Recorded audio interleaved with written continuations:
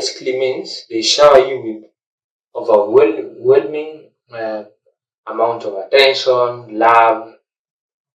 Like, it's out of the norm, it's too much.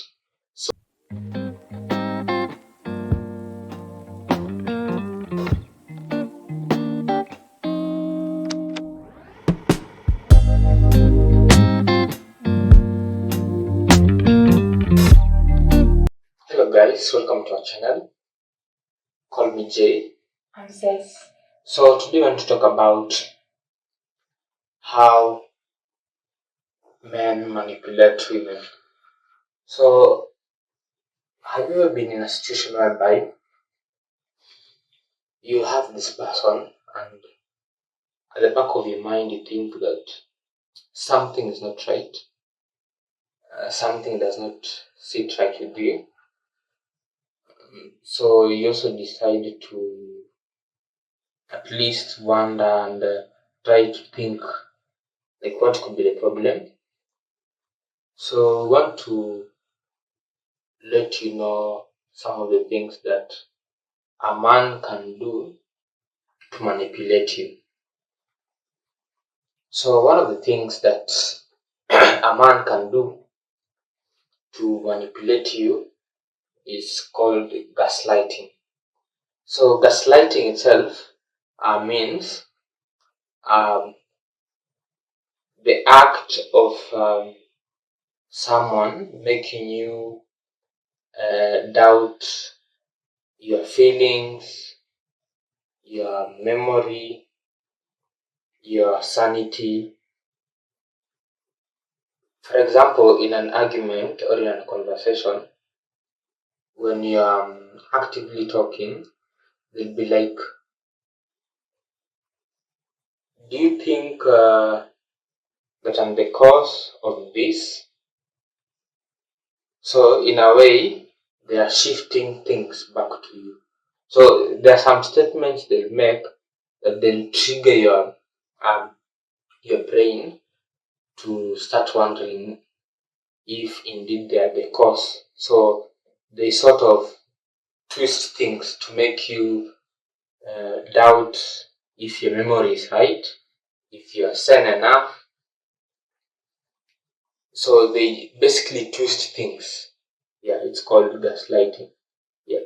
So we have these people who, and these people we have some individuals who have mastered the art of gaslighting. Like they'll do it anyhowly, anytime. So in most of the times when they use this tactic, most of the time you feel that you're the one who's at fault. But in this sense, it could be them. Yeah. Obviously, we can't also nullify the fact that a woman is not human in the sense that she cannot make mistakes. But there's a way that they'll twist things in a way that things seem to be caused totally by you. Yeah. And what's your understanding of gaslighting? I think this whereby someone makes you doubt or question the reality and maybe the perception of something. Yeah. Maybe do you have anything to add on gaslighting? Maybe I could say for men, it's just not right sometimes to do things like those to a person, maybe your partner, your wife, because the fact that you're making this person question the reality, it's not just right. Give people space to say or to feel how they want to feel, how they want to think, and just be in their own space. Yeah. Okay. The second tactic that men use to manipulate women is called love bombing. This one usually happens, it can happen either during the talking stage. It majorly happens in the first phases of the relationship when you're just getting to know each other and so on. So when somebody loves bombs you, basically means they shower you with overwhelming amount of attention, love. Like, it's out of the norm, it's too much. So most of the time they do this to hook you totally. Yeah. So they'll call you every day for long hours. they'll text you on a daily basis, on a frequent basis. They text you in the morning. They can text you even after every 2 or 3 hours. See, they can constantly call you just to know how your day is. They can give you a lot of money. Yeah, they can give you a lot of attention. Here now, let us look at the 5 love languages. Words of affirmation. They can constantly affirm you, like overwhelming affirmation. They can constantly give you gifts, like too much gifts. They can give you the touch. Okay, the touch may not be that much, but they can be so touchy. So depending with the love language of this person, they can give you quality time. For those people who love time, they'll spend time with you like on a daily basis. They'll always be there, just checking on you. Then we have the 5th love language, which is acts of service. So they'll go out of their way in an extraordinary manner, in a manner that is so unusual, to just do things for you. So it will be so much in a way that if you're not very keen, you may not know. So we have these men who will bomb you, then after a while, then they withdraw. Yeah. So once they withdraw or they partially withdraw, they leave you hooked, wishing to want to have them every now and then. Yeah. So that's the strategy they use, that is love bombing. So they shower you with too much love. Yeah, I don't know. Do you have something to say about love bombing? Maybe if I ask you a question, just on the same, do you think this happens when maybe you're having issues with your guy? No, love bombing happens at the first stages when you're just getting to know each other. Okay. Yeah, it does not have. It happens at the first stages when things are still fresh. So they overdose you. It's like overdosing somebody with love to keep them hooked. Okay. Yeah. So what happens? Why do men withdraw after some time, maybe? So these are just mind games. So you'll find that yeah, they're just mind games. Okay. Yeah. So it won't last for long. Yeah. So it depends. So I would say such men are malicious. Yeah. So they're just there to tow you around. Some could be there maybe for some other benefits. Let's say, for example, we have some. Let me say category 1. We have these men who target. Let me say these parasitic men. These parasitic men who target financially stable women. Then they love bomb them. Then once these women are attached, they start using that as an advantage. They use the attachment as an avenue for them to get money from this one, because at the end of the day, once you're deeply in love, sometimes you may not critically think about things. Love blinds. So so once you're love bombed, you'll be blinded, so you may not be able to see something. Okay. Yeah. Any other question? No. Okay. Yeah. So that's what we call love bombing. They overdose you with love. It's there's the certain level that is supposed to be. You can imagine you've been talking for 3 months. 3 months is like 90 days in a week. In 90 days for the 3 months, this person calls you like 3 times in a day. Sometimes they do more than that. 3, okay, even more. Yeah. Every day there's a gift. They gift you on a daily basis. They send you money on a daily basis. They do so many things on a daily basis, which is unusually unusual for many relationships. So that is love bombing, which is a manipulation tactic. They basically want to hook you. Now the next tactic that they use is called silent treatment, and I know this one most of you know. The silent treatment thing, whereby somebody intentionally decides to go silent, just to, it can be to, some do it to punish people, it can be to punish, some do it to hook you further, because you see there are women who are attracted with the, most women are subconsciously um, attracted, or feel like more attracted to somebody sometimes when they disappear for a while, you see.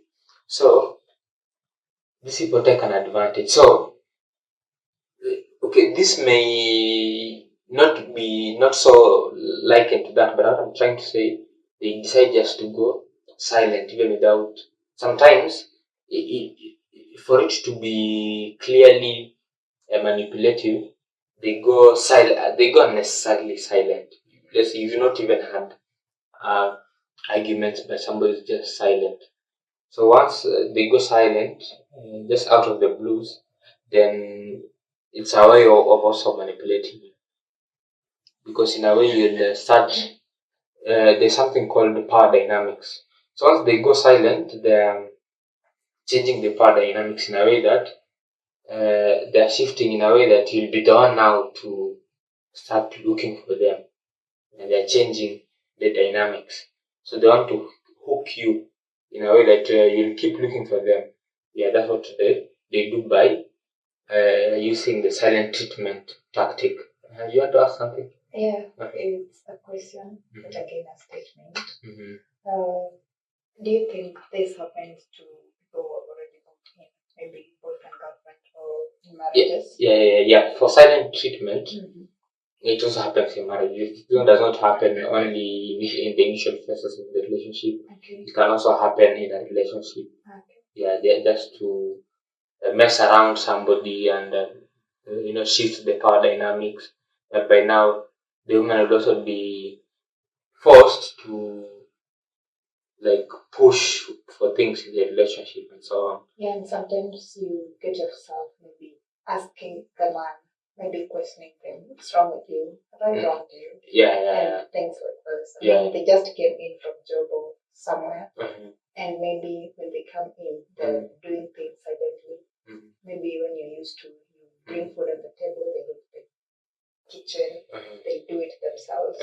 So you start wondering what's happening. Yeah, but again, it's also good for people to distinguish between a time when people want their personal space and silent treatment. But you just came in. You see, when somebody wants personal space, at least they can come clearly and tell you that maybe for now I have something bothering me. Give me some space. But if you're my husband or my guy, I think you should have shared that last night. I'd say what you're thinking. No. Let's say somebody had some issues at work, for example. It's not automatic for them to come clean and tell you automatically. Sometimes people need first to process things and also see how they can tell you. It also depends on the type of partner you have. Some partners may not be good receptors in a way. They may also just react anyhow. That's why somebody may tell you. It also depends. If your partner is also a shoulder to lean on, you can easily come and tell them. Yes, it also depends. I'm speaking from the men perspective.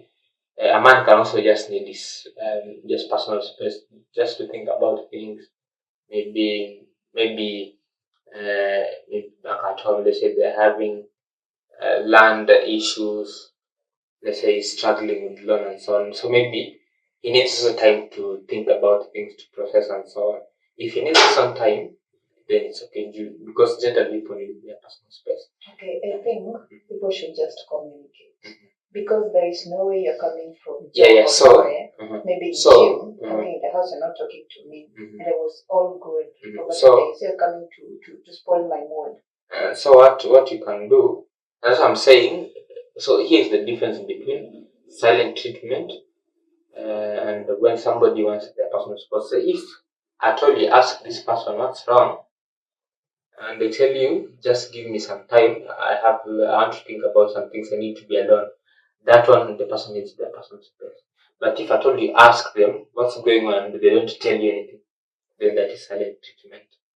So when they need their personal space, they'll communicate. They'll tell you, I need to be alone. Okay, but which is okay. It's okay to some extent, and still not okay. Because I'm here with you in your house. You're supposed to share to me what you're feeling. When you're down, I'm supposed to know. That's why I'm here. Okay, now let me tell you, the fact that they're telling you I need my personal space does not mean they're not telling you. It means they tell you when they're okay. Let's say when something is already fresh, let's say it's really fresh in their mind. So they need first time to cool. Once they cool, then they can tell you. Okay. Yeah. As you come back home, you better try cool on your way back home. No, just give them time. No. You understand me? You've never been in a situation whereby something has annoyed you. You don't talk to anybody. You're like, give me first time. I'll talk to you later. I just want to process everything. Let's say if all that took you by surprise. Sometimes people need time to process. Okay. Yeah. Okay. You just need to give them time to first process, then they'll talk to you. Yeah. So there's that time when somebody needs their personal space to process things, that you need to give them. But the silent treatment whereby somebody will not tell you anything, you'll just be totally in the dark, you'll know nothing, like nothing will be happening. So when you're totally in the dark, then that's called silent treatment. But when they clearly tell you, just give me my space, I think about this, give them. Okay. Because let's say, for example, somebody has anger issues, somebody could be like, just give me first my space, because they're annoyed at the moment. Because even the slightest thing can piss them off, and they can do something that they never wanted. So you just need to give them space. Okay. Yeah. So that I think is well sorted. Any other thing you have to say, or I continue to the next point? Okay. Yeah. So next, this is the aspect of financial control, and this one majorly happens in marriages, whereby in most cases, such marriages have this setup whereby the man is the sole provider and the woman is the housewife. So, and the man decides that he'll not execute his duties simply because maybe you've not done something. You know that sometimes people can be, some men can be like, they want to be worshipped, to be begged every now and then, which is not good. Yeah. So when they play around the finances, they want to give you money when they want, when they feel like, because even catering for something that is so basic like food, they don't want to do it because they simply know you depend on, you solely depend on them, and there's nowhere you can go. They see you as needy. They see you as super dependent on them. So they see like they can just do anything, and there's nothing you can do to them. Yeah. So because of such reason, so we have the aspect of financial control. So in a way that they believe, so it can be because they can decide to, now under financial control, you can say they can decide not to give you money, or let's say give you money to cater for the basic and essential things. Also we have to draw the line between basic and luxurious things. So some luxurious things we can understand because maybe we have the hierarchy of needs. So if at all the woman wants to satisfy something that is maybe at the bottom in the hierarchy of needs, and there's something very important that needs to be sorted, then that is not financial control. But But if at all it's something basic and something essential, then that is manipulation. You're saying something? Again, men should understand that priorities differ. I mean, your priorities and my priorities. Give me an instance. If you're the provider, and maybe I want to do my nails. I want to do my nails because maybe I go for modeling class, and for you, it's not a priority. Now, let me maybe make myself clear. Okay. Let's say you want to use 1,000 to do your nails, for example, but you also have to use the same 1,000 to be paid for his health insurance. Which one should come first? Health insurance. Yeah. So in such a scenario, it's not financial control. Yeah. But if you just know you're the person who does everything in the house, I think we should at least have a budget. So it depends. And consider let me tell you something. My priorities. Yeah. For as a person, it doesn't mean that it does not consider your priorities. It simply means first, always in life we have even you, let's say for example, when it's let us put the man aside. When it's your finances, let's say when you have to sort your let's say you need some let's say for example you use glasses. You need 5,000, let's say for example, to get some new pair of glasses. Okay. But you also need, let's say, 5,000 to buy some nice outfit. Which one will you go for? Glasses, yes. Yeah. So it depends with the context. Okay. Yeah. So it also depends with the money at hand. If there's surplus, then it's okay. But if whatever is at his disposal is just very exact, and these are far much more important need to cater for, it's very okay for him to prioritize that. Because, for example, let us now put it on your context. Let's say if it's if he has to pay for your insurance, or if he is to choose between paying for your insurance and paying for your nails, which one should he pay first? Health insurance or nails? Health insurance. Yeah, yeah. So it's just an instance. So it depends. Yeah. So if it's something that is very basic and does not do it, so there's the aspect of under financial control. We can talk about if somebody intentionally decides not to cater for some basic need. We can also talk of if somebody financial control can be so in so many ways. We have even some men who take money from the women, and they'll be like, I'm the head of the house, so bring what you've earned, or bring it all, give it to me. See, that's also manipulation. So it depends, but generally any form of unrealistic, in a way that somebody cannot tell you why they are doing this matters finances, in a way that you can also understand, then it's not good. Maybe just to put things clear, it's a question to you. Sometimes maybe I already told you next month is my birthday, and maybe you're talking about the dress. Then you promised me maybe on 4th you will receive a salary, so we will sort. And that day appears and you don't sort it, and you have money. What's that? In this context, is it your husband or boyfriend? Whichever the thing. Okay. It also depends why has he decided to postpone. He has to explain. And if he gives you a valid reason, it's okay. Okay. Yeah. If he gives you a valid reason that there's something far more important to do, then it's okay. It depends. There's some things which are more important. There are things which are more important than a birthday.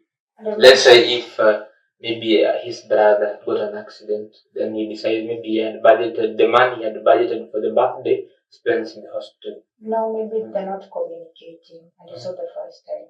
No, let's say if it's something, and that's what I'm saying, it goes back to what I said. He'll have to explain why. And by explaining why he's communicating. I'm saying again and again, what if they're not communicating? It's not the first time. Maybe last time we talked about something, you never delivered.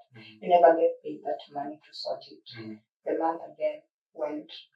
We waited for the next salary, again you repeated the same mistake. It depends. Now let me tell you how men think.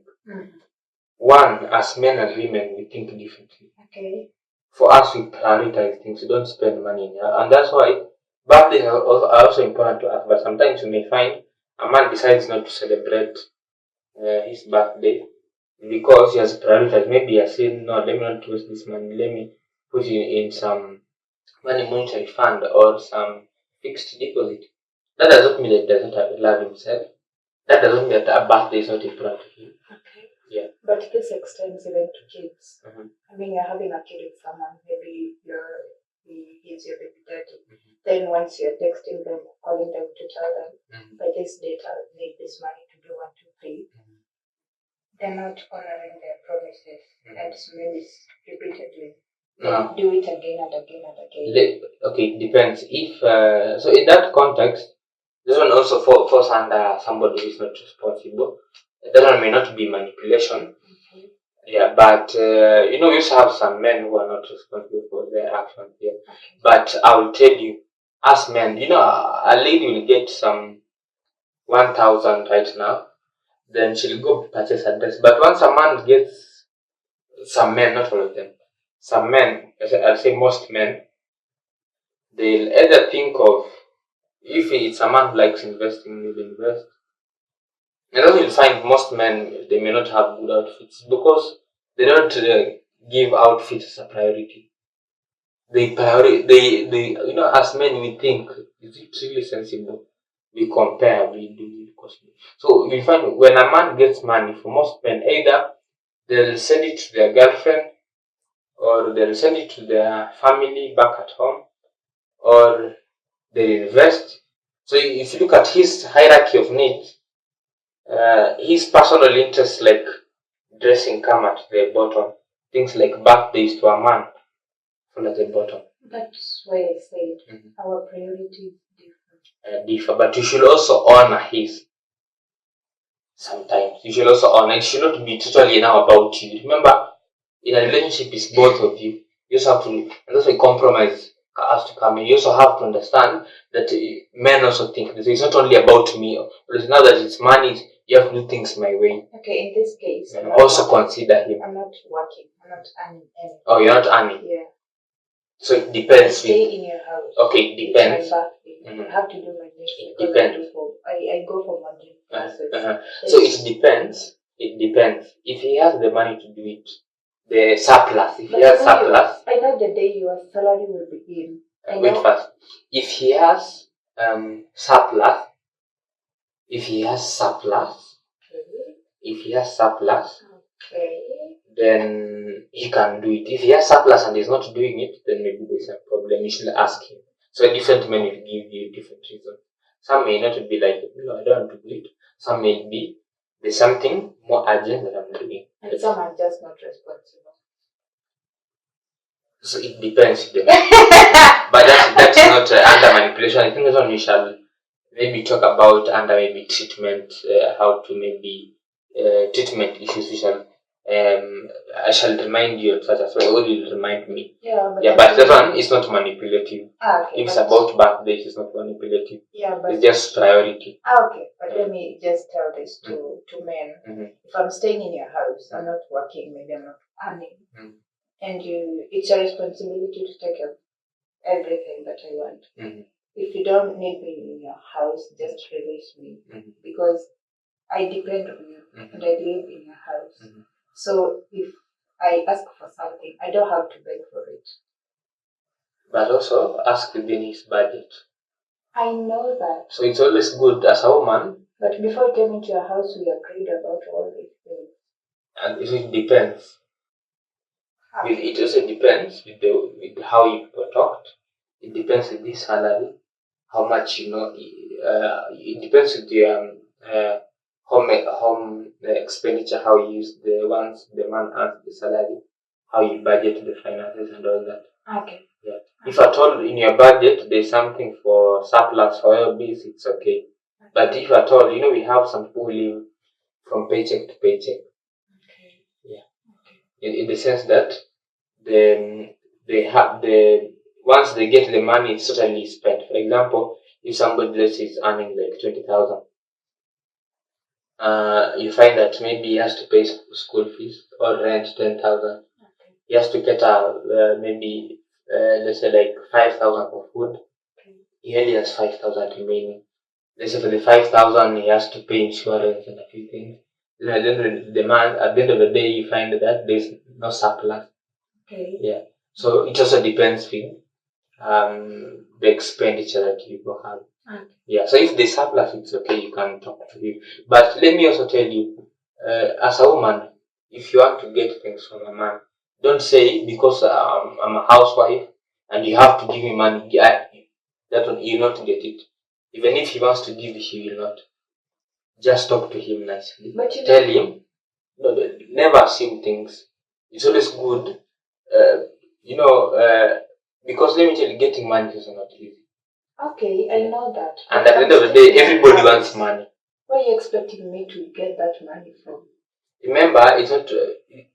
We know. Okay, it's right. It's just like saying, do you think? Let me ask you this question. Do you think a man should get conjugal benefits on a daily basis? Yeah. Whether you like it or not. Yeah. Whether you like it or not. Yeah. Okay, maybe for you it might be okay, but yeah, for different females, they'll be like, not today, I'm not feeling good and stuff. But yeah. I think so generally it's always about compromise and understanding each other. But one thing, when you approach your man, don't approach it as if it's your right. You can imagine approaching your parent, Mom, I want shoes. Your mom will slap you, right? But when you approach your mom or dad in a polite way, she'll be like, okay, I'll get it. Or right now I don't have money. We have to sort this and that. Okay, in the first place, you are not supposed to reach there. I'm not supposed to request. Mm-hmm. You know, my hair is bad. I need to do my hair. Mm-hmm. You're not giving me money. And you received your salary yesterday. Mm-hmm. Expecting me to start begging you for hair, for money for my hair and nails. Mm-hmm. And you know it when you're saying my nails are bad already. Mm-hmm. Why?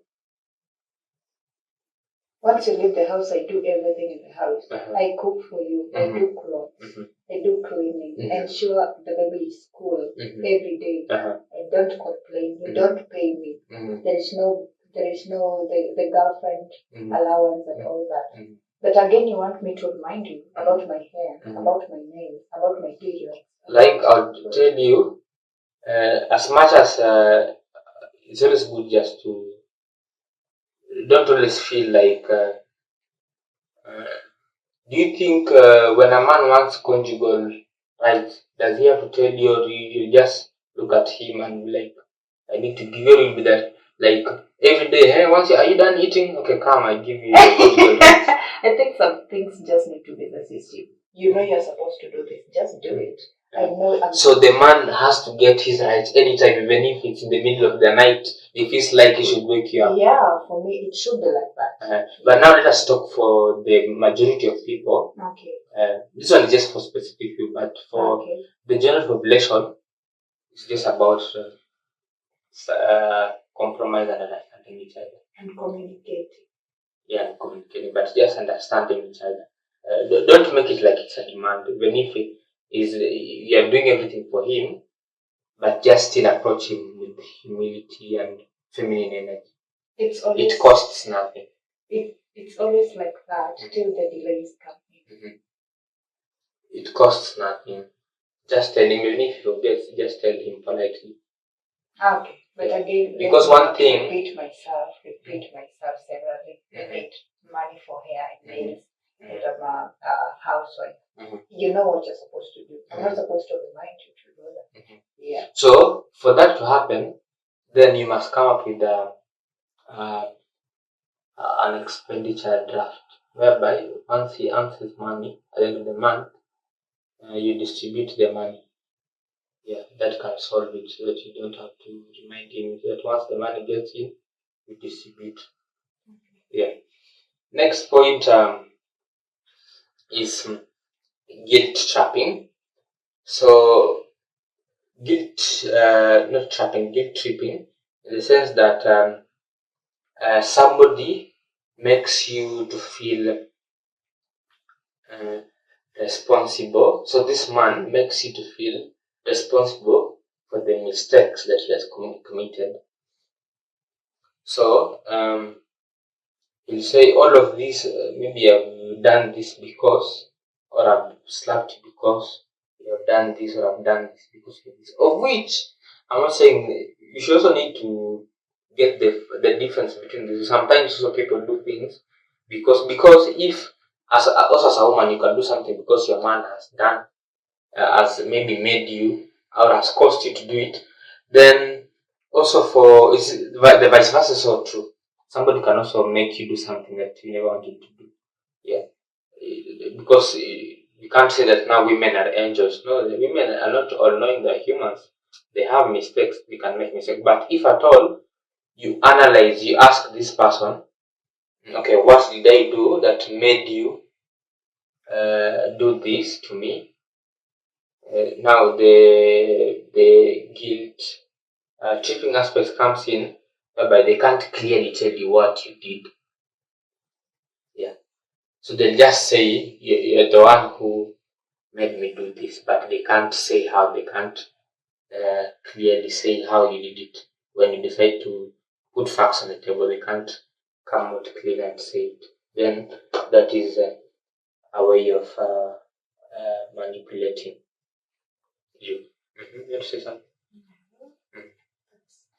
Okay, the next thing is called isolation, whereby somebody tells you, for example, you're not allowed to see, let's say, your siblings, you're not allowed to see your parents, you're not allowed to see. This one I've seen mostly in the very abusive relationship, whereby you find this man is constantly beating the wife and does not even allow the wife to talk to the neighbors. If this man sees the wife talking to the neighbors, he'll be like, "Who is that you're talking to? Why are you talking to them?"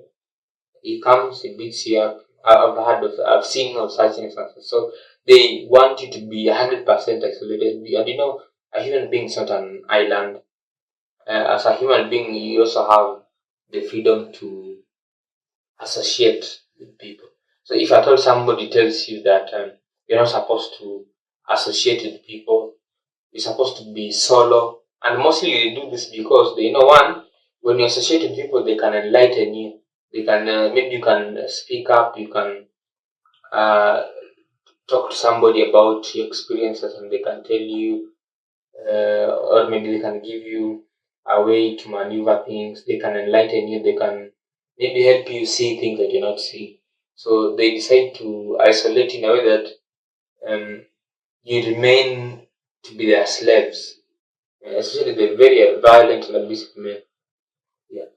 So they basically isolate you. They don't want you to get help. They don't want you to get assistance in any way, in a way that you can maybe get out of that abusive relationship. So they choose to isolate you. So if somebody isolates you from your friends, your siblings, your parents, neighbors, and so on, then that person is very manipulative. That's a manipulative man. I have to say something. Just a statement. I think men or husbands should at least be releasing their wives to visit their homes, their siblings, mom and dad. Maybe. Yeah, that's totally okay. Christmas. Yeah, that's okay. I ever heard of a case. I mean, this man is always denying them from going home. Yeah. Like for 3 years, 4 years. Okay. Just because you got married to them. Yeah. Now that is serious. Very serious. Yeah. So if somebody is denying you that child, then it's manipulative, because these are your people. So you need to see them before this man came. You're with them. Yeah. Your family came first, so they need to give you that opportunity to at least have time with them, reunite, bond, have laughter, just enjoy time with them. Yeah, I think women should also have time to learn, or maybe know when your man is being manipulative. I mean, some people don't know. Some women, girls, they don't know when they can't tell whether their boyfriends are manipulative or not. So I think we'll maybe talk about it at some point, how to tell, and maybe what should you do, the actions to take or something. Yeah. Okay. So next, I'll also talk about future faking. In the aspect whereby somebody promises a lot about the future, And that's common. Yeah. Yeah. So they say we'll have these. Can't wait. They tell you can't wait to have children with you. They say can't wait to have a combined bank account with you. So they like build a lot of castles in the skies. So they fake a future. They try to paint a future in your mind that they don't want. Yeah, they're not intentional about. So they do that to hook you, especially if they know that you really want to have you badly want to have a future with them. So they'll tell you what you want to hear. Yeah, so that is also a manipulative tactic for men to keep you in some relationships that are not so good. Yeah, so they give you a fake future, false hope of something that they are not. Yeah, something that they are not so sure about. They're just blabbering on. They're doing it intentionally to keep you hooked, to to drain you. And this is also this in this day and age you have this type of men who now they target what they do. They target financially stable men. I mean women. Then they siphon money from them. They know of there's some good deal I'm waiting for. I have some deal that will give me a lot of money, so you can just help me with some cash. Then I'll repay you once my deal comes to life. So you realize that they're giving you a false future of something that doesn't exist. Yeah, but in reality, they're just using you. Yeah, so now that's what the aspect of future faking comes in. They give you a future that is not there. Then you have to reaction on that. Yeah, I think gay men should just remember, or at least at some point sit down and know there is a difference between a small lie and a big lie. You can't just lie me with pay my dowry and you're not lying to me. That's a false promise. Yeah. Okay. At least some lies are very, very serious. Yeah. Men should check on that. Okay. So yeah, like for example, featuring can be also they can tell you now that you've raised the issue of dowry, they can tell you that just give me some time, let us move in together, and I'll pay your dowry after a few years. Let me set my finances right. Of which some I've seen some men, they are genuine. They eventually do that, but some also may be manipulative. For example, when you try to remind them about the dowry issues, they become so dodgy and they don't come clear and tell you that this is what I've done so far, or let me sort this, but that is still at the back of my mind. Like they also put it into consideration, so they don't come clearly and tell you about things like dowry. Always promising. I know, I'm working on it. Yeah. You give back to your firstborn, secondborn.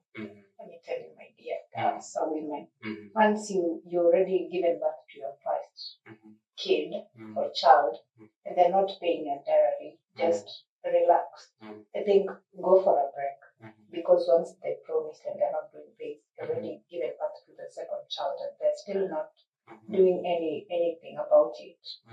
Something's just wrong. Yeah. Okay, now the next aspect is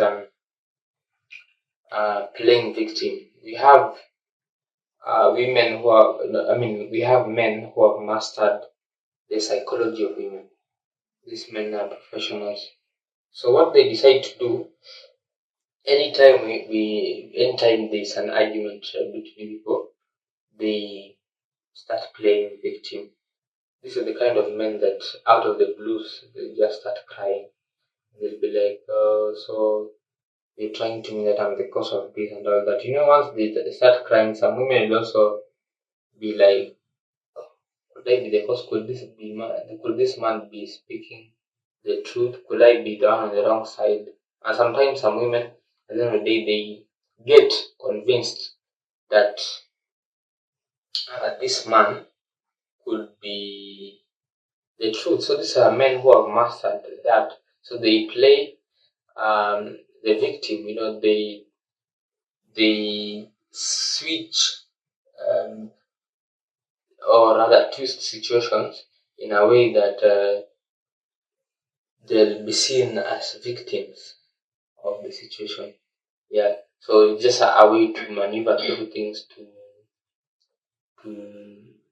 masquerade. Yes, that's the word I was looking for. To masquerade through things. So they just pretend as if they're the ones who are victim, but in real sense, the main causative agents of whatever is at stake in such an instance. Yeah, and I think this happens mostly when there is an issue. Maybe you found your boyfriend or your husband with issues maybe about a side chick or something. They will always play a victim. Yeah. So at the end of the story, they'll make you feel guilty about it, or maybe you're ashamed. You're asking yourself, did I do something wrong? Did I maybe overreact? Because they can even cry. Yeah. And you find yourself being sorry for their mistakes. Maybe I partly agree with you, and I also partly disagree with you. So I agree with you that we have some men who are like that, but we also have some men, for example, in an instance of cheating, we have some men who just cheat because they've been pushed to the wall. It's not that they wanted. They've been pushed to the wall. So it can't be that they never wanted to do it from the first place, but they've been pushed to the wall. So you mean sometimes men do it because they're making that decision to do that? They have been pushed. They've sat down and said like, today I want to cheat on my wife. No, it's because the wife has done something that pushes him to cheat. For example, if you have men who are in marriage and they'll be like, it's 3 years since I got conjugal rights from my wife. So what do you expect from such a man? And this man is providing. So it's not that he's providing, he's providing. Yeah. So if a man is denied conjugal, it is his right because he's playing his provision duties. Yeah. So you also have such men that are denied them conjugal rights. So for them, when they cheat, it's fairly understandable because you can imagine 3 years. A man telling you, "I've persevered for 3 years." There's nothing. Okay. Maybe I would say that could be wrong, but again, there are other mistakes, like maybe I saw you in the balcony, maybe hugging a woman or a guy. For such an instance, the men say, for the few cases I've come across, not that they've been denied because of cheating. It's because the woman is like every day, I'm tired, I'm not interested, I'm tired, I'm not interested, I'm not in the mood. That's what they say. Okay. Yeah. So it's just like then you expect also the man to tell you, I'm not also in the mood of providing this month, I'm not in the mood of giving you money for rent or for bills. It's unfair for the man. Okay. Yeah. So when the man also denied some right, or maybe if the woman also does not give, let's say, a chance for the man to speak and so on. We have, for example, women with double standards. such men will be forced to cheat. What's that? Double standard. Double standard is like preaching water and taking wine. Yeah.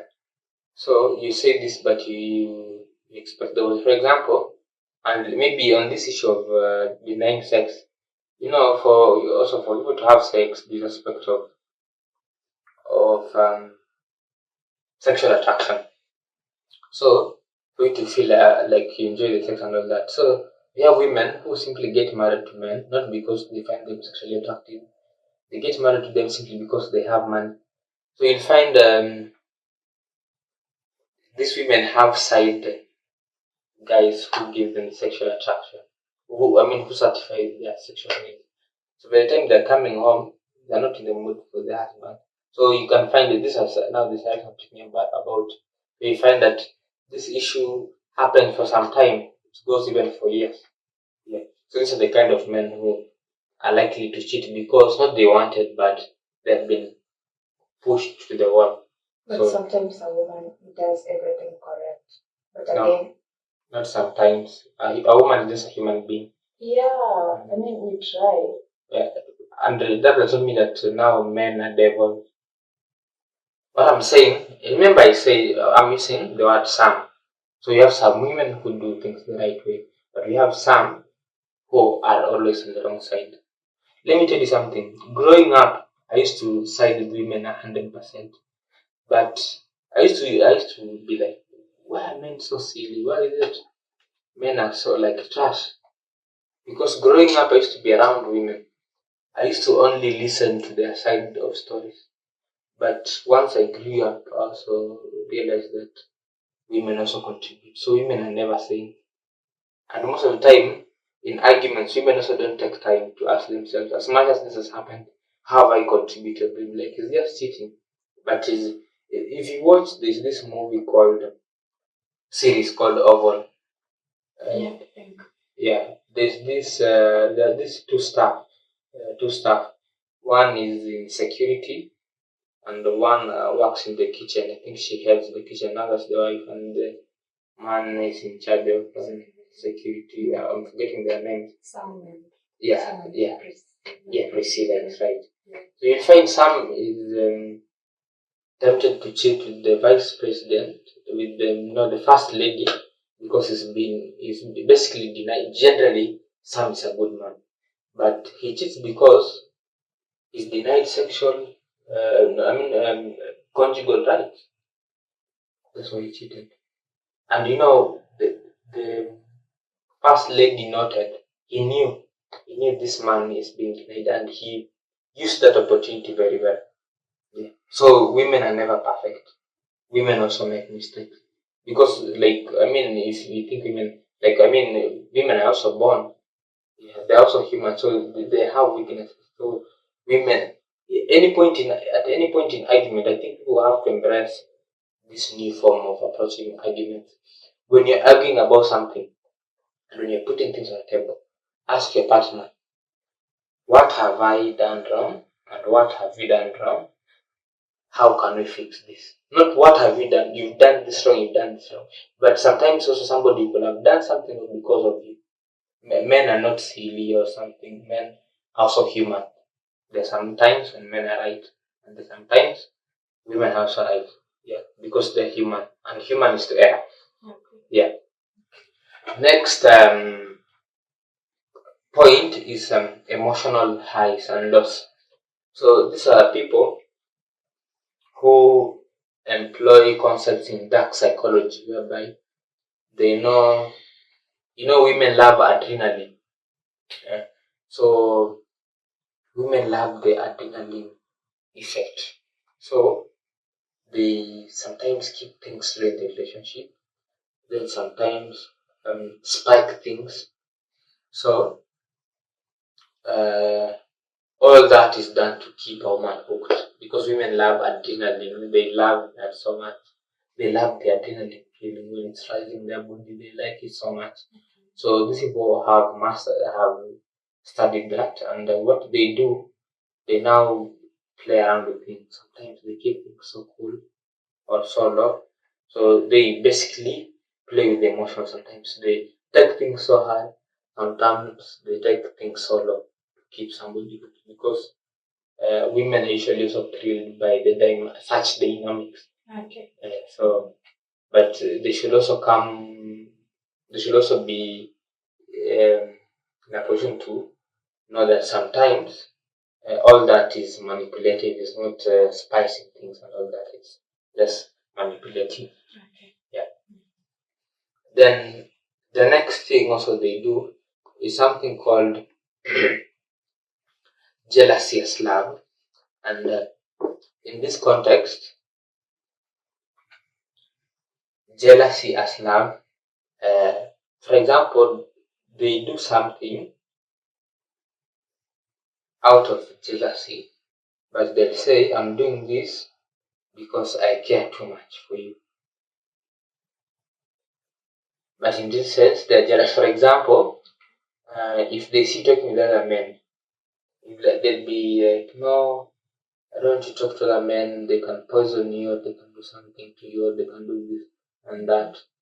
But in this sense, this person is jealous.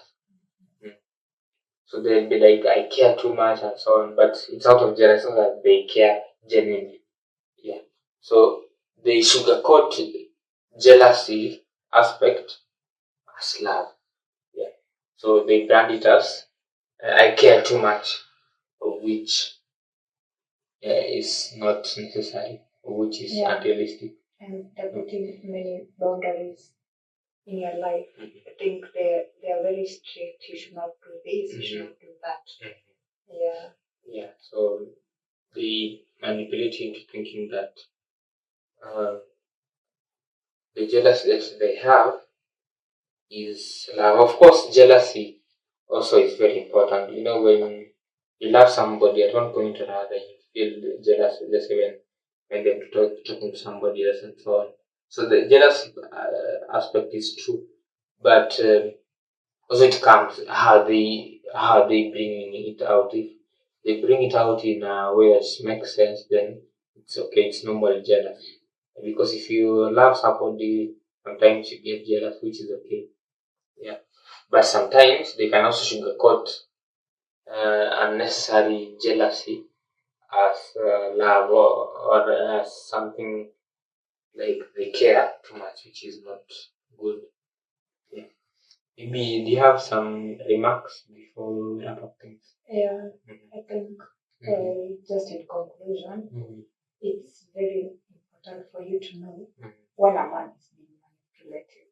Yeah, so you'll know by looking at some of the points you've talked about. Yeah.